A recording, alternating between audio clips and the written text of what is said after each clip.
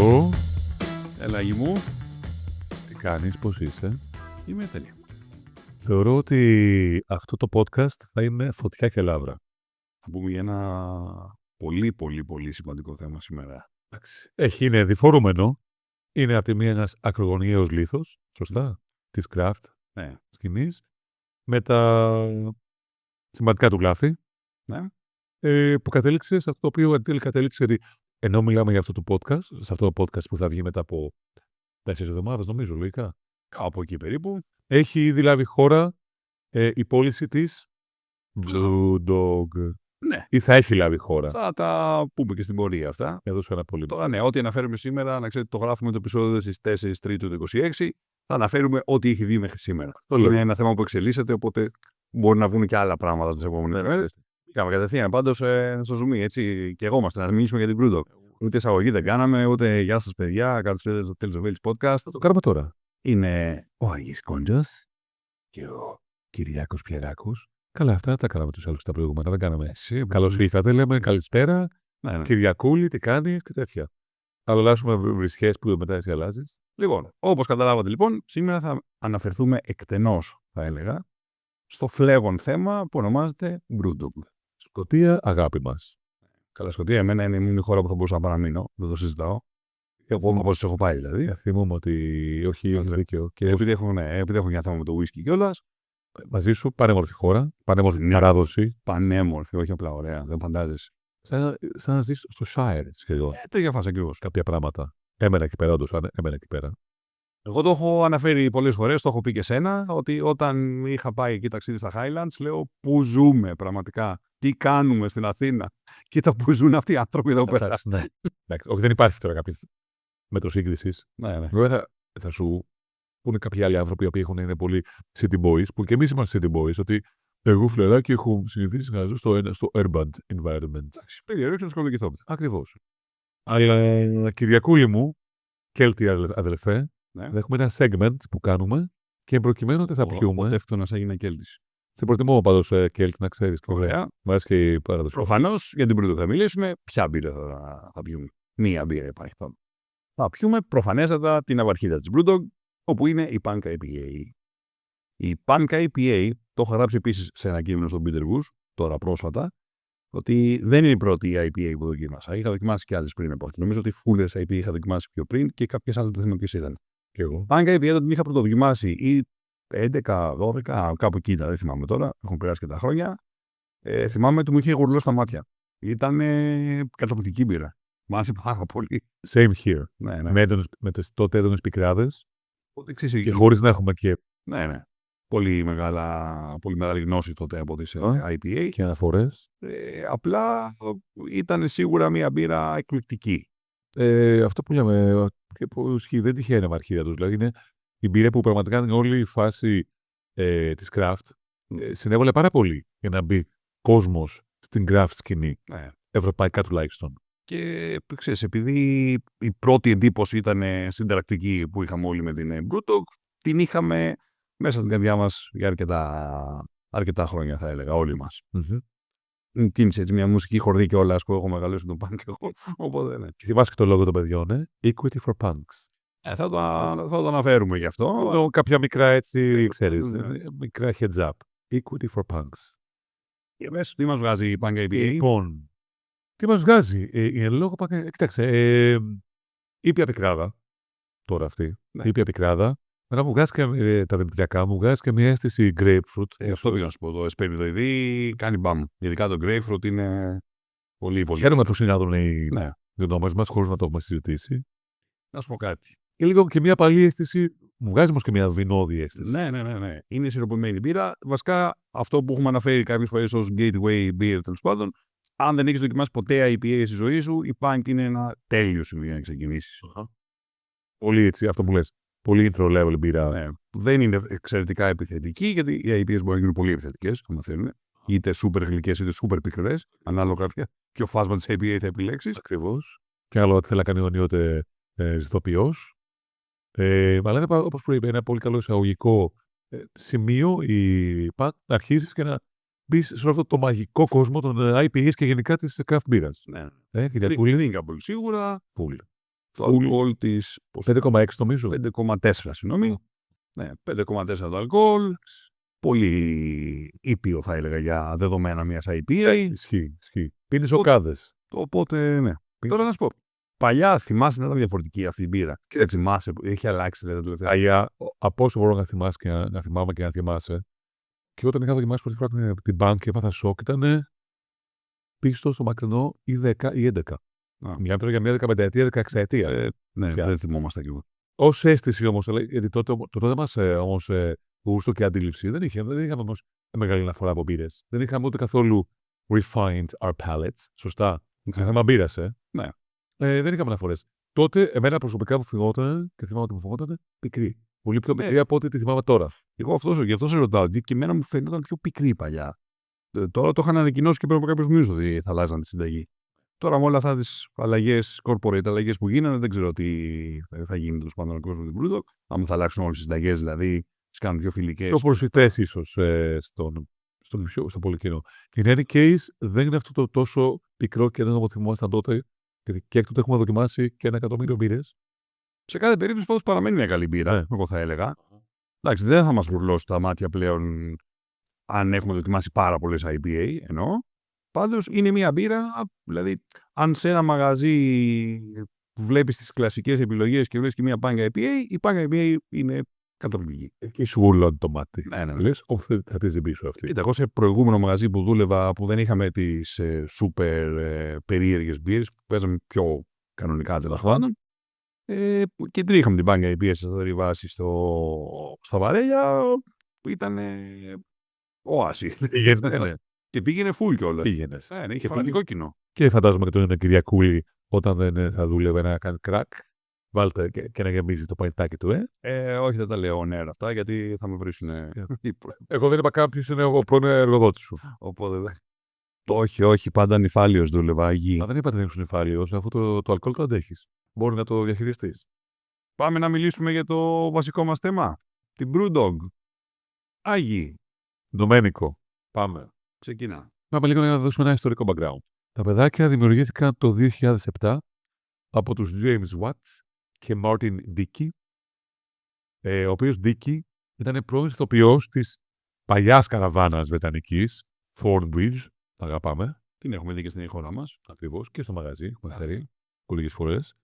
Ο οποίος ήταν και ο δημιουργός της μπύρας ναυαρχίδας, άκουσον, Jaipur. Η Jaipur είναι από τη Thornbridge, Ναι. Που ήταν η βασική, η αντίστοιχη punk της Thornbridge. Ακριβώς. Κατά τα πρώτα έτη της λειτουργίας, η κυρία Brewdog από το Έλλον της Σκωτίας παρήγε κάποιες κλασικές μπύρες, όπως είπαμε πολύ απλά η Punk, IPA, η Jack Hammer, Coco Psycho. Coco Psycho ήταν μια πολύ ωραία κλασική Russian Imperial Stout, όπως την θυμούμε.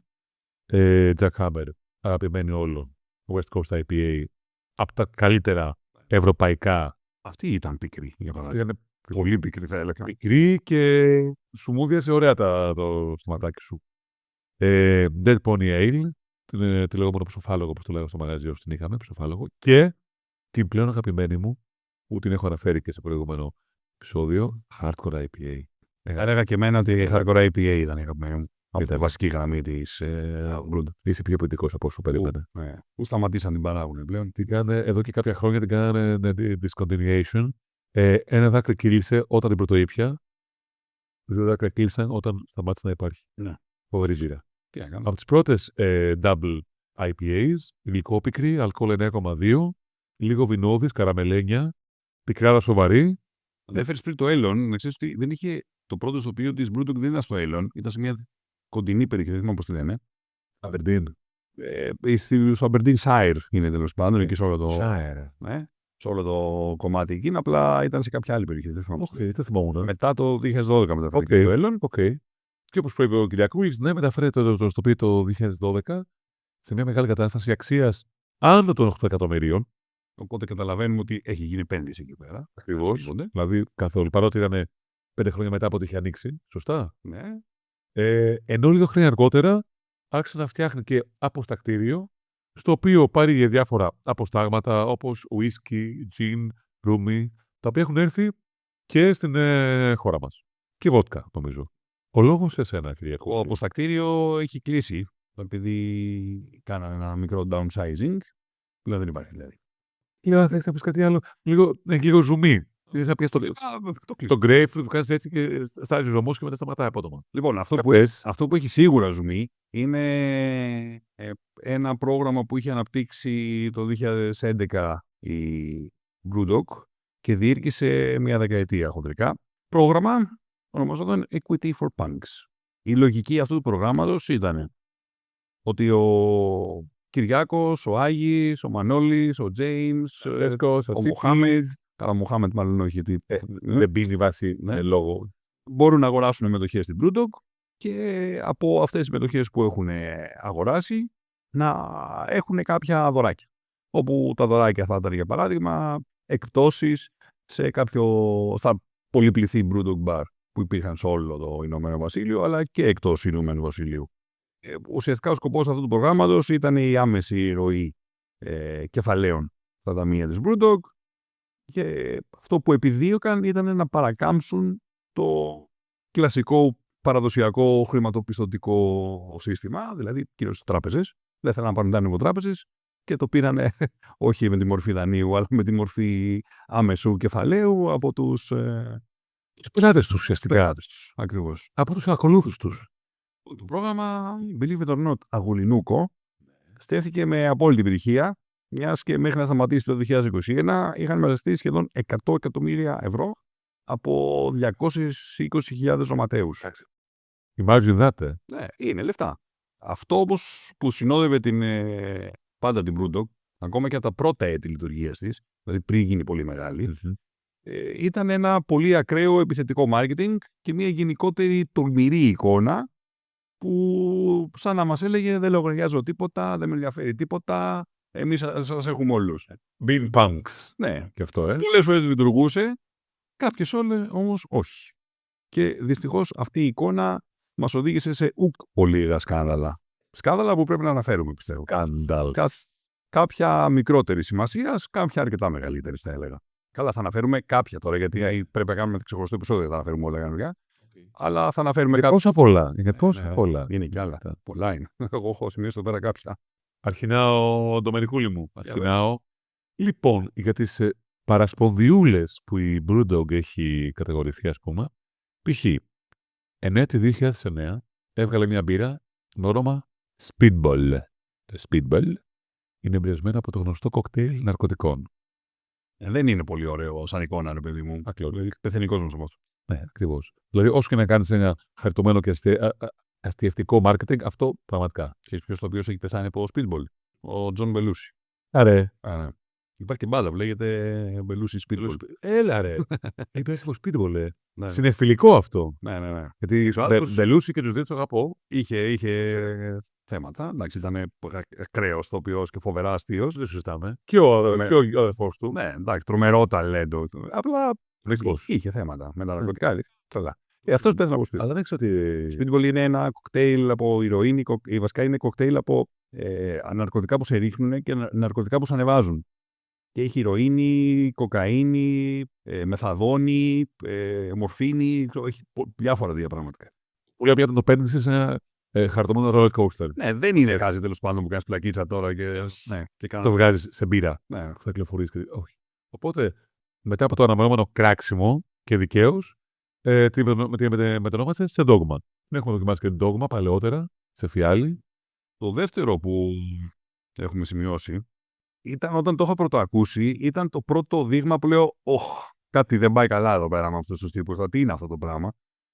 Ότι το 2017 κινήθηκαν νομικά εναντίον μιας pub στο Birmingham, που η pub ονομαζόταν Lone Wolf, μιας και η λέξη Lone Wolf ήταν ένα trademark της Brewdog. Και θεώρησε τέλος πάντων η Brewdog ότι παιδιά δικό μας είναι, προσπαθείτε να βγάλετε λεφτά χρησιμοποιώντας ένα δικό μας trademark. Το ίδιο έτος μάλιστα έκαναν ακριβώς το ίδιο σκηνικό σε μια άλλη pub, όπου αυτή τη φορά έδρευε στο Leeds, όπου η pub λεγόταν Draft Punk, που είναι ωραίο όνομα για pub εδώ μεταξύ. Ναι. Και μουσικά λογοπαιγνιακό, Ναι, Daft Punk. Και λογοπαίγνιο με τους Daft Punk, ωραίο είναι. Δεν είναι... Πολύ έξυπνο, πολύ όμορφο. Ναι. Πολύ έξυπνο. Και κινήθηκαν νομικά εναντίον τους, επειδή θεώρησαν ότι οικειοποιούνται την επιτυχία που έχει Punk IPA, μιας και η λέξη Punk έχει συνδεθεί με την Brewdog όσο αφορά την μπύρα. Αυτό θεώρησε η Brewdog το πιο αντι-punk πράγμα του κόσμου. Δηλαδή, Πραγματικά. Πραγματικά δηλαδή. Πραγματικά. Πιο anti-punk και corporate από αυτό δεν υπάρχει. Ναι, δηλαδή. Τέλος, δηλαδή. Όχι, είναι εντελώς to the core. Δηλαδή, είναι φούλη με δούλου να κάνει κάτι τέτοιο. Που ο punk πρώτα απ' όλα είναι. Και όρος ως punk είναι κάτι εντελώς global. Δεν είναι υπέρ της. Όχι, είναι global, είναι κάτι συμπαντικό. Και μετά τη γενική κατακραυγή αποσύρθηκαν και από τις δύο υποθέσεις και μάλιστα που νομίζω ότι αυτό το έκαναν ακόμα χειρότερο εκεί πέρα. Με επίσημη ανακοίνωσή τους έριξαν όλο το φταίξιμο στο νομικό τους τμήμα ότι είναι trigger happy. Που φτάνουν να μανουριάζουν και να τριγκάρουν με τέτοια. Δηλαδή λες και οι δικηγόροι και το νομικό σας τμήμα δεν είναι υπαλληλοί σας, αυτοί που αποφασίζουν για την Brewdog. Τέλος πάντων, τώρα να είχαμε να λέγαμε πραγματικά. Fuck logic θα πω και με το κόψεις, το λέω χαμηλόφωνα. Εντάξει, το τρίτο, αστείο δηλαδή, όταν είχε και φορείς, εγώ γέλαγα και πολύ. Είναι μια γελιότητα. Το 2018 έφτιαξα μια νέα βερζιόν της Punk, με όνομα Pink IPA, όπου διαφημιζόταν ως μπύρα για κορίτσια. Ναι, καθόλου σεξιστικό αυτό, επίσης. Άνευ flow και σημασίας και άνευ ύπαρξης. Η συγκεκριμένη ονομασία συνοδευόμενη από το αντίστοιχο catchphrase θεωρήθηκε ότι παραβιάζει το κώδικα δεοντολογίας των αλκοολούχων ποτών και πολύ απλά αποσύρθηκε. Με την Brewdog να απολογείται. Στο τέλος, κάθε ιστορίες νομίζω ότι η Brewdog κάπως έτσι είναι, ότι απλά απολογούνται για την μπουρδα που κάνανε. Λοιπόν, ένα πολύ άσχημο σκηνικό που είχε γίνει ήταν το 2021, που εκεί ήταν που για μένα λέω, εντάξει, τελειώσαμε εδώ πέρα. Οι τύποι κοροϊδεύουν τον κόσμο. Λοιπόν, το 2021 ανακοίνωσαν πως θα παράξουν μια μπύρα εξαιρετικά περιορισμένης παραγωγής, όπου θα εφιαλωθεί σε κουτάκια από πραγματικό χρυσό αξίας 15.000 λιρών. Και αυτά τα κουτάκια θα τα κέρδισαν κάποιοι πολύ λίγοι άνθρωποι προφανώς. Όταν λοιπόν οι νικητές παρέλαβαν τα κουτάκια, διαπίστωσαν πως ήταν από επίχρυσο ορίχαλκο, όπου η αξία τους δεν υπερεύαινε ούτε 500 ευρώ. Και πάλι έγινε μια γενικότερη κατακραυγή, τους κάνανε βούκιν όλοι. Μετά βγήκε ο ιδιοκτήτης ο James και ζήτησε συγγνώμες πάλι και μάλιστα αποζημίωσε και τους ανθρώπους. Ναι, και τους ανθρώπους από την ίδια του James. Εντάξει τώρα, τι μπουρδα είναι αυτή πραγματικά. Δηλαδή, καταρχάς δεν πιστεύω ότι κάποιος μπορεί να το ψάξει όντως. Δεν καταλαβαίνω. Απλά είναι κάποιο κόλπο απλά για να ασχολούνται όλοι με την Brewdog. Προφανώς είναι λίγο στο επίκεντρο. Δηλαδή, για ποιο λόγο να κάνεις αυτό το πράγμα, δηλαδή. Πιστεύω ότι αυτό το κερδίζει. Κάποιο θα σκεφτόταν, ωραία, θα το κρατήσω αυτό το χρυσό κουτάκι, θα περιμένω την τιμή του χρυσού να ανέβει και θα πάνε το πουλήσω μετά 5 χρόνια, ξέρω εγώ. Ούτε ο ένας θα το σκεφτόταν αυτό το πράγμα. Δεν ξέρω. Πραγματικά. Πάμε όμως στα σημαντικά όμως τώρα. Λοιπόν, πολύ καλά λες. Νούμερο 5. Την ίδια χρονιά, 2021, πάνω από 60 εργαζόμενοι της Brewdog συνέταξαν, και αυτό εντάξει, είχε ακουστεί, συνέταξαν ένα κείμενο όπου αναλύει διεξοδικά το ακραία τοξικό εργασιακό περιβάλλον που έπαιζε στην Brewdog on a daily basis. Έτσι χειρότερα, ο James Watt, ο ένας εκ των δύο ηθινόντων της Brewdog, κατηγορήθηκε από δεκάδες εργαζόμενες σε bars, δηλαδή Brewdog bars, για συνεχείς σεξουαλικές παρενοχλήσεις. Πάλι βούκινο εκεί πέρα, πάλι κακός χαμός, πάλι είχε βγει και ζήταγε συγγνώμες. Αυτό και αν είναι. Ναι. Εντάξει. Από ό,τι έχουμε αναφέρει, αυτό και αν είναι. Ήταν νομίζω ή πέρσι, πρόπερσι, αν δεν κάνω λάθος βασικά. Είχε βγει και ένα άλλο. Τώρα, όντως πω, το θυμήθηκα αυτό, δεν το έχω σημειώσει.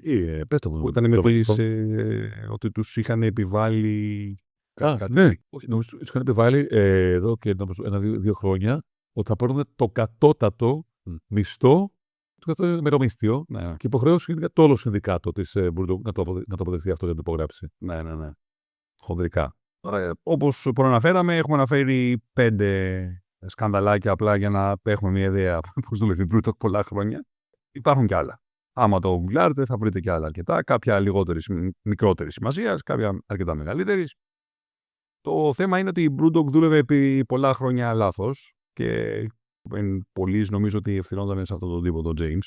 Γιατί αυτός ήταν η αμφιλεγόμενη προσωπικότητα του σκηνικού, αυτός ήταν. Έτσι καταλήγεται. Ναι. Με συνεχείς ζημιογόνες χρήσεις τα τελευταία χρόνια.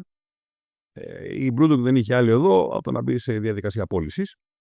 Να σου πω, Άκη, ότι μόνο το 2025 η χρήση τους είχε κλείσει με ζημιές 33 εκατομμυρίων λιρών. Δεν σου κάνει εντύπωση τόσο μεγάλο ποσό είναι. Τα έχει σε 4 ιστοποιεία. Έχει και ξενοδοχεία. Έχει ούτε που θυμάμαι πόσα. Δηλαδή έχει εκατοντάδες Brewdog Bars. Αμέτρητα, μου φαίνεται υπολόγιστα. Συν το κτίριο, συν το ένα, συν το άλλο. Έχει ανοιχτεί πάρα πολύ Brewdog. Είχε ανοιχτεί, ήταν μια Ευρώπη ήταν. Και Αμερική. Είχε. Αν δεν κάνω λάθος, είχε κάνει lately, αν δεν κάνω λάθος. Από τις αρχές του χρόνου είχαν αναθέσει σε μια εξειδικευμένη εταιρεία επιχειρηματικών αναδιαθρώσεων και μεταβιβάσεων να τους βρει υποψήφιο αγοραστή. Περιμέναμε ότι θα διαρκέσει ένα διάστημα αυτό. Αυτό περίμενα εγώ. Και περίμενα ότι θα ήταν κάτι τύπου Heineken. Ότι θα την αγόρασε. Θα εξαγοραστεί από. Είχαν διαρρεύσει, ξέχασα το αναφέρω αυτό. Είχαν διαρρεύσει κάποια email το 2018 του James με τη Heineken. Όπου ο τύπος προσπαθούσε να την πουλήσει την Brewdog. Έκανε bargain. Πλάσαρε την Brewdog στη Heineken. Brand, ναι. Έκανε bargain με τη Heineken. Αν ψήνεται. Και προφανώς θα πέτυχε κάποιο τρελό ποσό και οι άλλοι θα γελάγανε. Ναι, καλά, ό,τι ποσό και να πετύχει. Απλά μιλάμε για έναν τύπο που post κάτι φωτογραφίες όπου η Brewdog ήταν στο ρόλο του Δήμιου και η Heineken στην γκιλοτίνα. Ωραία φωτογραφία αν έχετε δει αυτή. Ναι. Είναι όμορφη φωτογραφία. Πουλάει punk επί πολλά χρόνια και τι, θέλει να πουληθεί στον κολοσσό τώρα ξαφνικά που δεν σου βγήκε το κόλπο. Δεν είναι κολλάνε τα γενικά, δεν είναι. Και εκεί που σου είναι λεμιτόμος τη τέτοια, ξαφνικά γίνεσαι το τσιράκι. Ή πας να γίνεις. Και από τον Μάρτιο, λοιπόν, βασικά 2 μέρες πριν γράψουμε αυτό το επεισόδιο, στις 2 Τρίτου βγήκε το νέο. Το επίσημο. Η Brewdog πουλήθηκε στην Tilray Brands, μια αμερικανική εταιρεία καναβοηδών φαρμάκων αλλά και αλκοολούχων ποτών. Για 33 εκατομμύρια λίρες. 33 εκατομμύρια λίρες. Πώς φαίνεται το νούμερο? Σαν την ηλικία του Χριστού. Σου φαίνεται υψηλό ή χαμηλό? Ξέρεις τι, εγώ, εντάξει, δεν το έχω και δεν είμαι ούτε οικονομολόγος. Μου φαίνεται φτηνό, μου φαίνεται χαμηλό. Για να σου κάνω έτσι μια πολύ κακή αναλογία τώρα, είναι σαν να έρχομαι εγώ και να αγοράζω το Tales of Wales 200 ευρώ. Δηλαδή τόσο τραγικό fail. Οπότε, καλά υπέθεσα. Να σου δώσω και ένα άλλο παράδειγμα, που είναι υπαρκτό παράδειγμα. Την Beavertown τη θυμάσαι? Εννοείται. Ξέρεις πόσο πουλήθηκε η Beavertown? Που πουλήθηκε στην Bush, άνοιξε Bush, ναι. 200 εκατομμύρια. Η Beavertown, έτσι, ναι, που μια χαρά μπύρα ήταν, εννοείται. Όχι, ναι. Απλά δεν είναι καμία σχέση με την Brewdog τώρα, η Brewdog είναι κολοσσία. 33 εκατομμύρια. Μόνο ο εξοπλισμός που είχε στα ιστοποιεία της η Brewdog κοστίζει εκατοντάδες εκατομμύρια. Σταυρωμένα ιστοποιεία. Ναι. Μόνο αυτό, δεν μιλάμε για όλο το υπόλοιπο. Βάλει και το brand name και όλα τα υπόλοιπα, το bars. Κοψοχρονιά. Ναι, απλά καταλαβαίνεις δηλαδή. Όσο. Ναι, εκεί πέρα ότι ήταν terminal επίπεδο. Endgame. Ήταν ένα βήμα πριν τον κρεμό. Η Brewdog φαινόταν δηλαδή με αυτό. Endgame. Το κακό βέβαια ποιο ήταν, Άγι μου? Πάρα πολλά Brewdog Bars, αν όχι όλα, έκλεισαν και σχεδόν 500 εργαζόμενοι έμειναν χωρίς εργασία. Σε μια βιομηχανία που είναι σε ύφεση. Ούτως ή άλλως σε ύφεση και μιλάμε και για Βρετανία επίσης. Ελπίζω τουλάχιστον αυτοί οι άνθρωποι να βρουν γρήγορα δουλειά. Το καλό που είχε η Brewdog, γιατί οφείλουμε να αναφέρουμε και τα καλά, ήταν ότι για να δουλέψει σε Brewdog Bar έπρεπε να κάνεις εξετάσεις Cicerone. Δεν ξέρω αν το γνωρίζεις αυτό. Αυτό το ξέρα. Το μαθαίνω από σένα. Δηλαδή έχουν δημιουργήσει τους περισσότερους. Ο Cicerone είναι ο επίσημος омega μπύρας. Για κάποιον δεν το γνωρίζει. Η επίσημη πιστοποίηση διεθνής που υπάρχει. Ότι δηλαδή πρέπει να περάσει να έχει δηλαδή την πιστοποίηση. Ότι όχι στο πληρώνανε οι ίδιοι. Ναι, οι ίδιοι σου κάνανε εκπαίδευση. Οπότε έχουν δημιουργήσει πάρα πολλούς σοβαρούς εκπαιδευμένους επαγγελματίες σε αυτό το χώρο. Γνώστες. Ναι, και γνώστες. Αυτό το έχουν κάνει εξαιρετικά. Και μπράβο τους γι' αυτό. Οπότε ευελπιστώ ότι αυτοί οι άνθρωποι που έχουν τα skills για να παραμείνουν σε αυτό το χώρο να βρουν γρήγορα δουλειά, γιατί είναι πάντα ένα στενάχωρο. Είναι και πολλοί, δεν μιλάτε. Πολλοί θα απορροφηθούν, αλλά πάρα πολλοί, γιατί είναι πάρα πολλά τα άτομα αυτά. Τι είναι πρώτα απορροφήσει και η Αγγλία. Εν κατακλείδη, τι σου μένει άγγιγμα από την Brewdog? Ξέρεις τι μου μένει? Ένα γλυκό πικροσυναίσθημα. Ακριβώς. Σαν την punk που πίνουμε τώρα. Μπορούμε να πούμε. Μπράβο, ναι. Και γλυκιά και πικρή λίγο. Έντονα γλυκιά και έντονα πικρή. Διότι πάμε πίσω στο παρελθόν που ήταν από τα πρώτα ιστοποιεία που με τις μπύρες του μας εισήγαγαν στον χώρο τον όμορφο της craft μπύρας. Και όλοι λίγο πολύ στην ηλικία που διανύουμε των 25 ετών. Έχουμε μεγαλώσει και με punk, με hardcore IPA, με Brewdog. Οπότε έχουμε λίγο πολύ όλοι να λέμε και να τρέχουμε σε όμορφες εμπειρίες. Είναι ακριβώς έτσι όπως το λες. Ότι όσα σκάνδαλα και να αναφέρουμε ακόμα και που είναι, δεν λέμε κάτι περίεργο, Και που είναι αντικειμενικά. Αντικειμενική αλήθεια λέμε. Όσα τέτοια σκάνδαλα και να αναφέρουμε, είναι ρε παιδί μου το καλό που έχουν κάποια τέτοια ζητοπία όπου σου έχουν αφήσει κάποιες στιγμές έτσι πολύ ωραίες. Οπότε και στο τέλος σου μένει λίγο αυτό. Που ανέφερες τώρα για τη Hardcore IPA, την Punk IPA και τέτοια. Έχεις μέσα σου μια ωραία ιστορία που έχει παγιωθεί για πάντα μέσα σου, ρε παιδί μου. Δεν θα μπορεί να σου φύγει. Ό,τι βλάκια και να έχει κάνει ο άλλος τώρα, με όσες Heineken και να μίλαγε. Αλλά όπως προείπαμε, δεν. Υπάρχει, επειδή είμαστε και εμείς λίγο βλαμμένοι, δηλαδή και εσύ και εγώ τώρα που μιλάμε, κάνουμε το podcast, είμαστε λίγο ρομαντικοί. Υπάρχει αυτό το γλυκόπικρο συναίσθημα που λες, αφού το είχατε αρχίσει καλά, ρε μαλάκες. Equity for punks, δηλαδή δικαιοσύνη για τους punks. Κρίμα δεν είναι? Κρίμα είναι. Είναι πάρα πολύ κρίμα. Αλλά σε κάθε χωρισμό καλό είναι να κρατάμε τα θετικά και να πετάμε τα αρνητικά. Εγώ θα σου πω ότι απλά κρατάμε αυτά τα καλά μας, όπως μας έχει αφήσει η Brewdog, γιατί όντως μας έχει αφήσει καλά, μην λέμε μπουρδες τώρα. Όχι, το πάμε όλοι αυτό. Δεν υπάρχει άνθρωπος τώρα που είναι της γενιάς μας έστω που ανακάλυψε την craft beer όταν την εγκαλύπταμε κι εμείς που δεν ενθουσιαζόταν με την Brewdog μικρός, τώρα μην τρελαθάμε. Και ανταλλαγές εμπειριών και πληροφοριών και έπιασε αυτή και πώς ήταν. Και ειδικά ένα πάθος και ένας ενθουσιασμός. Αυτό δεν το συζητάμε. Έχει συμβάλει. Οπότε ας κρατήσουμε αυτό, εγώ θα έλεγα. Απλώς εντάξει, αυτό το bittersweet feeling. Είναι λίγο bittersweet. Ξεκάθαρα νομίζω. Σε κάθε περίπτωση, εμείς την Bank την έχουμε στα ψυγεία μας και θα συνεχίσουμε να την έχουμε, όπως και μαζί με κάποιες άλλες δημιουργίες της Brewdog. Και να δούμε τώρα τι θα κάνει με την. Πώς θα τη μελγενέστε με την τώρα που ανήκει στην Tilray Brands. Ελπίζω να μην πέσει κατακόρυφα η ποιότητα, αλλά εντάξει. We'll see. Time will tell, να το πούμε λίγο αγγλιστή.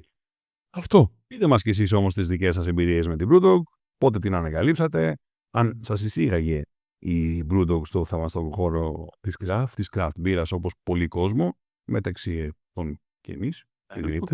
Κάποιες αγαπημένες σας μπυρίτσες, κάποιες ετικέτες. Όποιος όχι πει Hardcore IPA, τον κερνάω για μία-δύο βραδιές στο μαγαζί. Μια γυμνή φωτογραφία του Άγη. Πραγματικά αυτό θα το κόψω όμως, εντάξει, θα το κόψω, σε παρακαλώ πολύ. Στείλτε το Τσουμπάκα, ξέρω εγώ. Έτσι. Ο μικρός μου αδερφός, ο Τσουμπακάγης. Λοιπόν, πραγματικά αν κάποιος πει ότι Hardcore IPA είναι αγαπημένη του, ήταν αγαπημένη του και τη θυμάται, τον κερνάω. Ναι. Εντάξει. Τέλεια. Λοιπόν, οπότε. Λοιπόν, σας ευχαριστούμε πάρα πολύ που μας ακούσατε και μέχρι το επόμενο επεισόδιο. Αυτόν.